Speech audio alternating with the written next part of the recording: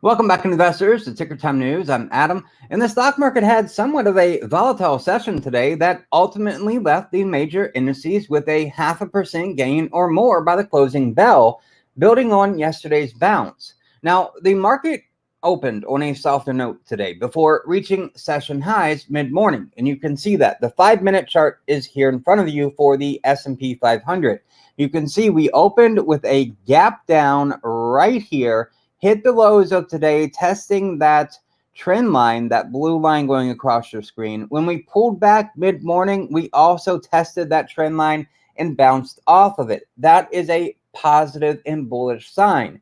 The negative here is the rejection right along the 4,000 level in the stock market. So selling efforts, they ramped up, and they sent the indices towards session lows after the S&P 500 tested and found resistance at the 4,000 level. That's a very important level for the S&P right now, 400 for the SPY. Now, the market climbed off those levels throughout the afternoon while the S&P 500 left the S&P 500, closing just a hair above that 4,000 mark at 4,006.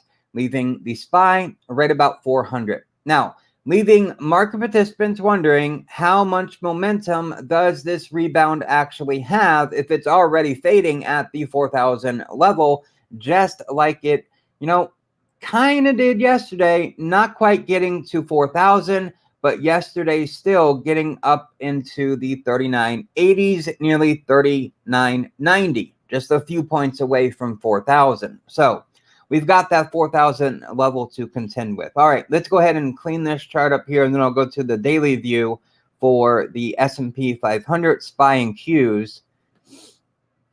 All right, letting that load, letting the chart load. Now remember, the upper end of the weekly expected move for the SPX, or the S&P 500, is at 1418, all right? And just above that, there is a gap to be filled, somewhere around the 40.45 up to maybe 40.60 or so. So that would be on the SPY right around the 405 level. Now, that blue line that I was talking about earlier that I was finding a little bit of hesitancy on yesterday, found support on today, is this blue trend line right here. Now, if we follow the week up with the weekly expected move in that trend line, you can see that price action is going to start tightening, maybe even wedging there. And that's typical, right? Because the market moves in cycles where we have expansion, which leads to contraction, which then leads to expansion. Is it going to be down or up at this moment in time? Short term, I'm not sure. I'm not sure if this market has legs to really go too much higher than maybe filling this gap, getting up to 40.60. Getting to that level would be pretty significant. All right, moving on. Relative strength today. First, let's look at the SPY and Qs. I forgot I mentioned that. All right, so for the SPY, not much difference from SPX, except for the pricing levels, of course. The upper weekly expected move for the SPY as it loads there is 401. And again, just above that, there is that gap that will get filled at some point. It starts at about 403 and ends at about 405. So the SPY could literally get to 405 this week and then maybe start seeing some resistance, maybe even puttering out and reversing at that point. But like I said during yesterday's live stream, I think we could, at least melt up to the upper end of the weekly expected move as this week continues to progress. And remember, it's a short trading week. We're already in Thursday. Tomorrow's Friday, and then the trading session is over, right, for this week. So we've got that to contend with. I think we'll get to that upper end of the weekly expected move. Do I think we close Friday outside of that weekly expected move? I think it's highly unlikely. Remember, the past 2 weeks, we have closed outside of the weekly expected move, and the options market gets it right 68% of the time. So that's been 2 weeks in a row that it's been a little bit off and on the downside of it. So 3 weeks in a row, the options market not getting it right, that is highly, highly unlikely. All right, let's look at the Qs right here. They were up 0.5%, while the SPY was up 0.6% today. You're going to see a very similar setup as we saw for the SPY. We've got the upper end of that weekly expected move at 304. It's slowly melting up to that point. I believe we'll probably get there tomorrow, maybe just shy of it. And then again, just above it, there's a small tiny gap to get filled. Now, IWM, that's a little bit different than the SPY and the Qs, and the IWM is the small caps. It's a little bit further away from its upper range of that weekly expected move, which is at 185. Its 50-day moving average is getting really close, and that is sitting at 184, just $1 shy of the weekly expected move on the upper end of that. So there could be some resistance when it hits that 50-day tomorrow, right? And that would wrap up the week, leaving the options market correct. All right, moving on. Relative strength today. We saw it in uranium. Ticker symbol to use for uranium is URA. Plug that in there. Now, this ticker symbol URA, it saw some good relative strength today, up 3.57%. Now, last week, we talked about the strength in uranium stocks in our trade setups list. This could be a long-term play as we search for sustainable energy. And uranium could be a key factor to sustainable energy. Uranium could be on a 3 to 5 year path of seeing strong relative strength compared to the rest of the market. Now, overall this year, as I tighten up this chart, you can see 2022, just before 2022, November, back of 2021, that's when it peaked right there. And we have just making lower lows since then. I'm sorry, lower highs since then. And we've also been making lower lows since that as well. So will this downtrend continue? It could for a little while, but I do think there is strength in uranium, and it's on a long-term play. I think 3 to 5 years. I think uranium, again, it could be a source of sustainable energy. Now, the next area of relative strength today was Biotechs. We've got ticker symbol IBB. That was up 3.3% today. And ticker symbol XBI. That was also up 3.1% today. Good, strong relative strength here in Biotechs. Biotechs have been performing really well. They've had a recent pullback, and I'm going to talk about this in just a moment. Let me get this chart up here a little bit better and a little bit more open so we can see this. Here we go. Okay, you can see that strength that it had today, the strength it had yesterday. Now, in our trade setups list today, we specifically called out Biotechs and said that to start this week, the IBB and the XBI stocks were both on the pullback short list, because Tuesday they were looking quite risky as they sold under the prior week's lows. However, and you can see that this ticker or this candle right here for Tuesday, let me get the highlighter back out again. It got down underneath the lows that were made the previous week. That's not something you want to see. That does not project strength when you are making lower lows. However, yesterday's recovery was actually very bullish for Biotechs. And as long as price stayed above the recent 2-day lows, price could make a strong rally out of a multi-week pullback pattern. That's exactly what we said to our investor community in our trade setups this morning. And today we get this lovely 3.3% move in the IBB. We also saw it in the other ticker as well. And just so you know, if you would like to get our trade setups, just click the first link in the description and you can get it all there. Just want to mention that. Now, the selling efforts today, they were fueled by rate hike concerns after the ECB 75 basis point rate hike that they made today, and a low weekly initial jobless claims number that showed the labor market remains tight.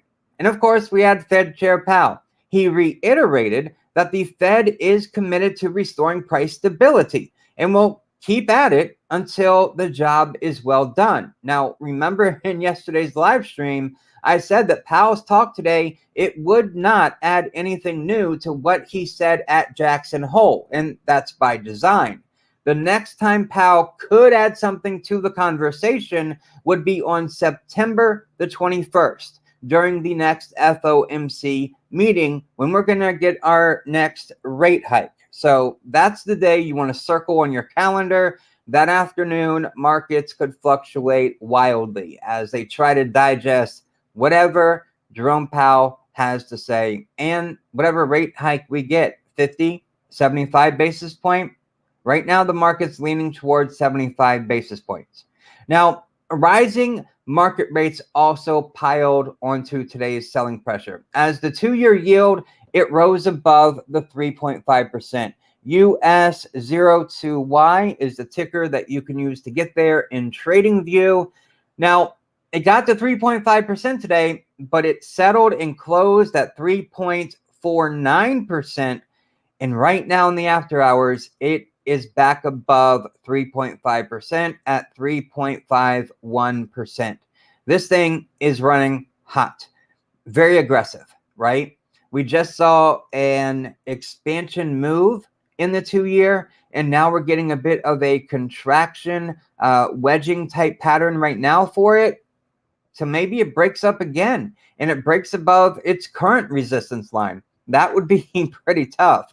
It already broke through one pretty strong resistance level. It is looking like it's setting up to possibly break through another. That would just be incredibly strong if it did. It's already above the prior high that was made back on June the 14th of 3.45%. Now, while the 2-year was jumping back above 3.5%, the 10-year rose 3 basis points to 3.29%. It's also moving up pretty steadily. Now, on the flip side, buying efforts were fueled by a lack of selling conviction in spite of the previously mentioned headlines. The resilience was seen as a sign that a lot of the bad news and a lot of the worries about near-term rate hikes have already been priced into the market. Whether that's true or not is still to be seen. And quite frankly, I see all of this as just a short-term bounce from an oversold condition. Nothing else. There is still more pain to come in this market, and Powell has even stated that himself. Reality is hard for people to grasp right now. Why? Because for the past 14 years, I've said this before, and I'll continue saying it until everyone understands this. For the past 14 years, here, I'm going to go to a monthly view for the S&P 500. And let me fix this real quick. One button push there.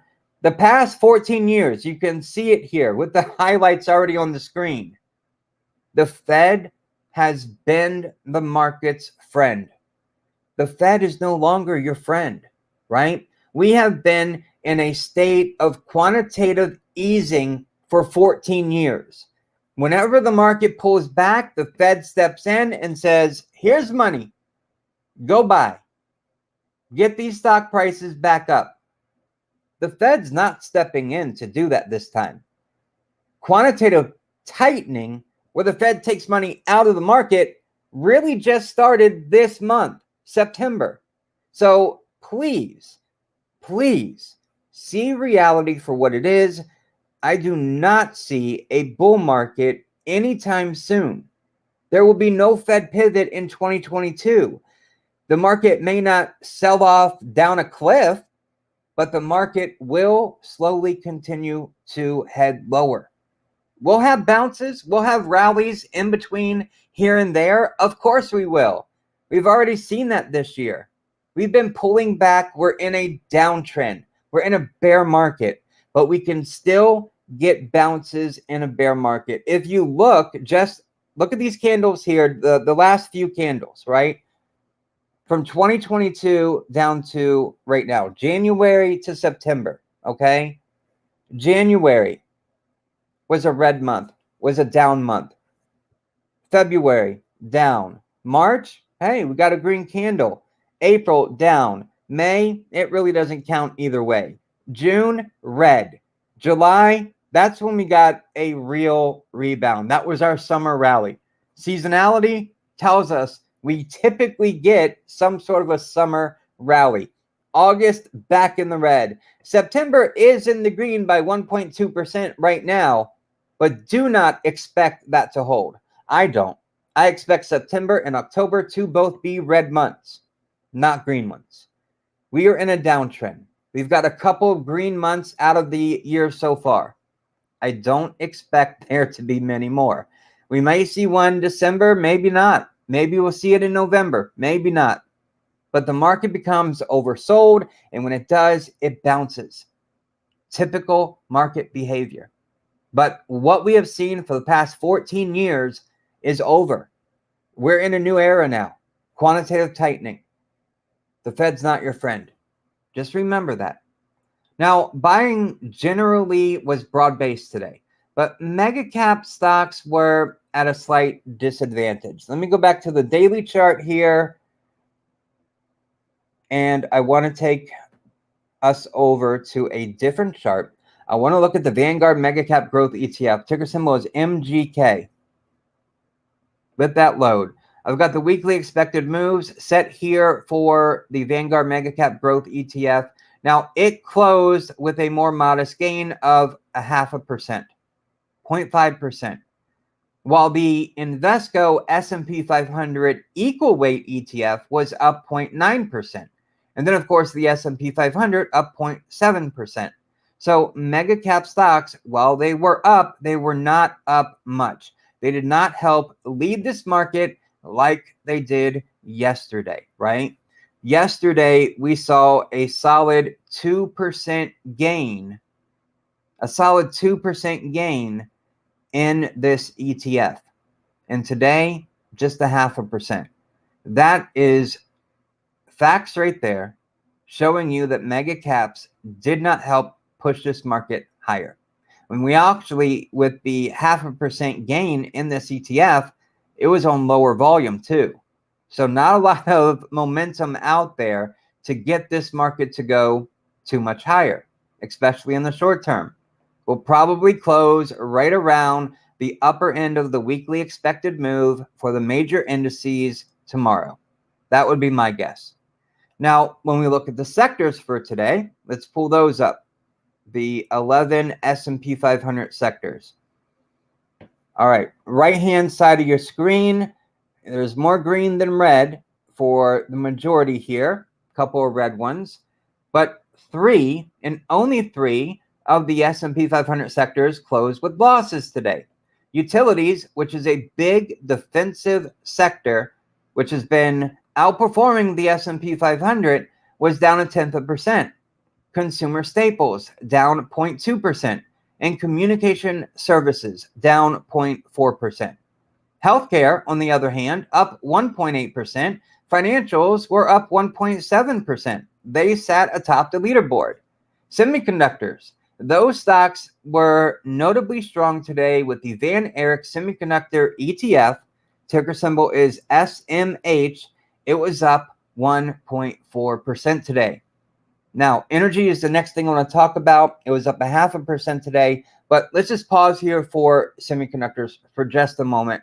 They're a big chunk of the technology space, right? The technology sector, XLK. Semiconductors were strong today, had a little strength yesterday. Day before that, not so much. In the red, 1.1%.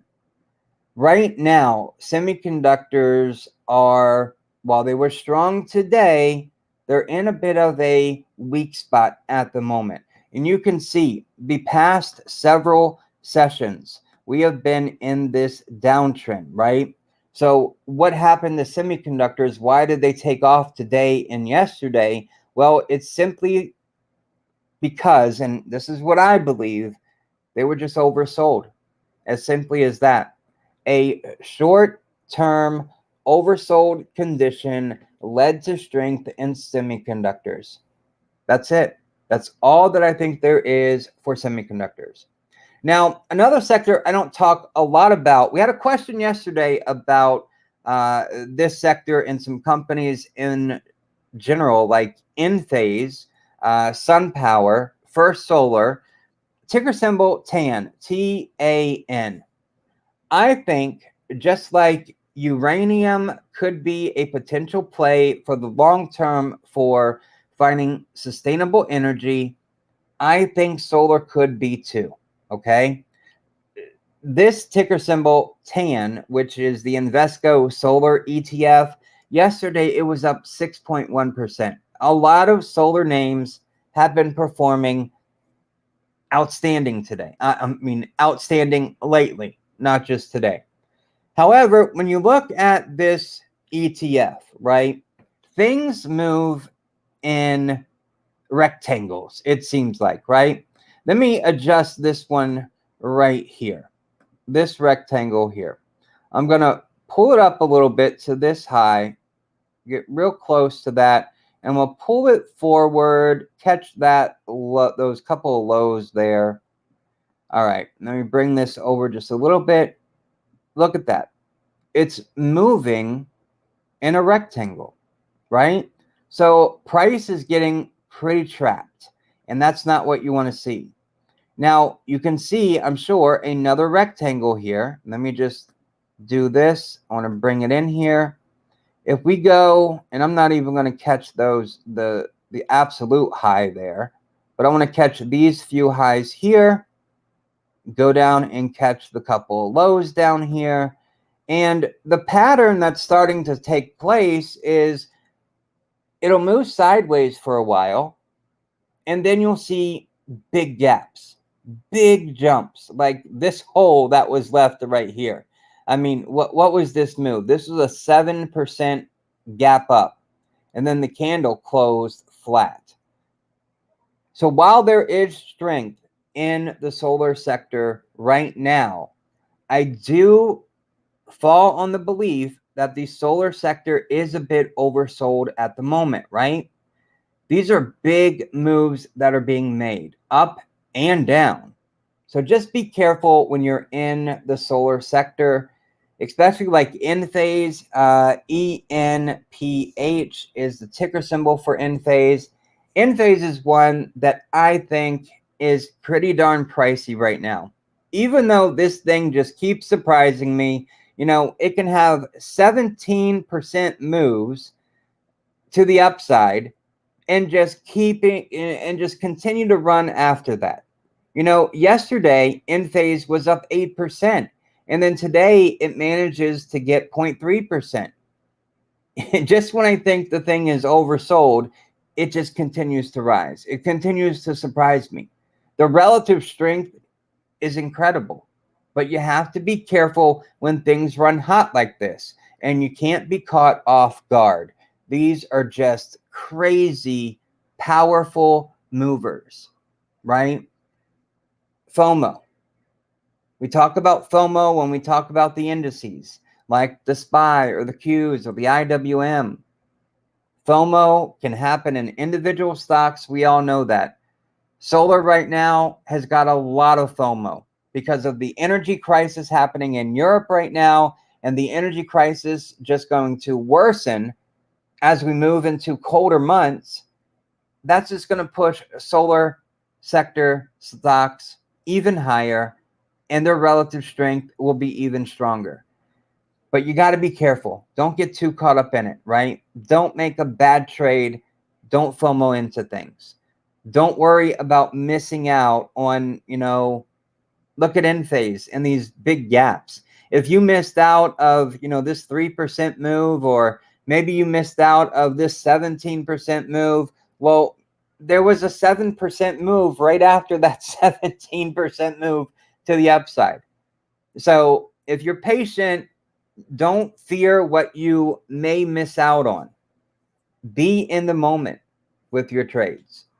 All right, let's talk about energy for a second. XLE, oil has been breaking down. Energy, it was up 0.5% today, but it closed near the middle of the pack when it comes to the other sectors.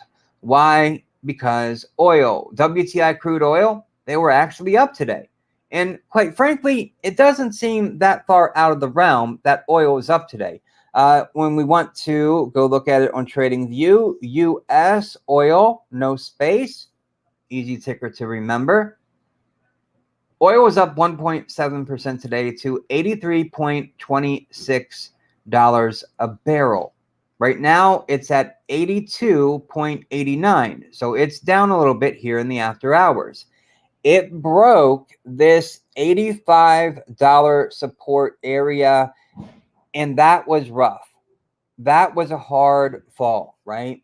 Let's bring this up just a little bit here, and I want to bring it in.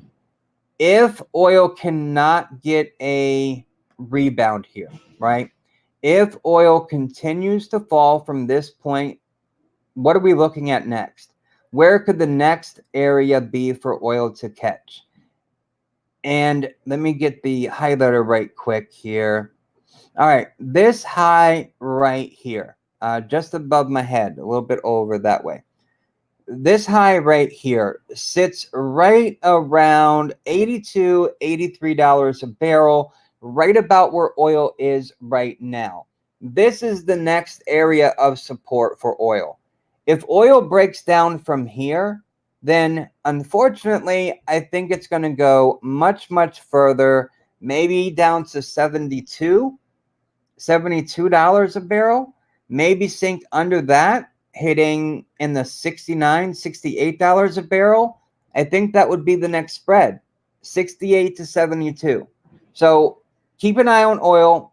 Right now, it's in a weak spot.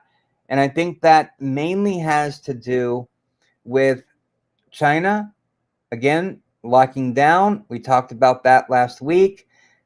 The whole deal with Russia and Ukraine, what's that going to do? Is Russia going to allow oil to come through to Europe? Is Europe going to be able to get enough oil for this winter? What's that going to do to price? I have no idea. Right now, it's getting me to change my perspective on oil right now, which is something that you should always be able to do, right? When you have an investment thesis on something, it needs to stay fluid. When the data changes, you should update, right? You change with the data. Just as long as you're seeing that data through clear glasses and not some rose-colored glasses, right? So with oil being weakened right now like it is, I'm starting to wonder if my thesis is right. So oil is getting me a little off guard right now, getting me a little wobbly on my thesis for oil, because I think the price will go up through the winter. That's my thesis right now, but I'm starting to get a little wobbly on that one. We had natural gas down yesterday. It was up 1.2% today to, I think, $7.82 per British thermal unit, maybe 7.9. I can't remember the exact number, but somewhere around there. Okay, separately, since we're talking about oil and I brought up Europe, I do have to say, for our UK friends out there watching, all the love and support, all the prayers, the thoughts, there go out to you. Queen Elizabeth II passing away, that's a big tragedy. We're American, you know, we had our feud with England, you know, back in 1776, but we have worked it out, and England has become a pretty good ally for us Americans. So I just want to recognize that real quick since I brought it up.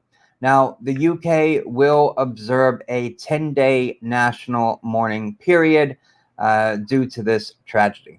All right. So with that being said, I have covered all of my notes. If you have any questions, plug them in now. Otherwise, if you could do me a favor and click that like button, share this video with a friend. Those are very big things that you can do that take a second of your time to help this channel out.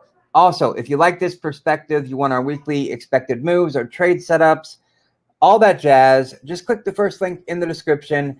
And our Discord channel, it is live. It is out there. We have public and private channels for the entire investor community. So check it out. TickerTimeNews.com/Discord will take you directly there. All right, ladies and gentlemen, if there are no questions for this evening, I'll wrap it up here and I'll see you tomorrow after the market has closed to go over what happened, why it happened, and what to expect moving forward. And just a quick little recap. The market melted up a little bit today. I think it'll continue to move up a little bit more tomorrow, but I think we'll find ourselves at the end of the day being within the weekly expected moves. I don't think it's going to be a big, crazy move today. I mean, tomorrow it'll probably be much like today. There's no real big economic data tomorrow to even, cause the markets to wobble. So it's either going to be just a slow move sideways or a slow move up tomorrow. But I think we're going to see some selling into strength, maybe towards the later afternoon hours of the market being open. Okay.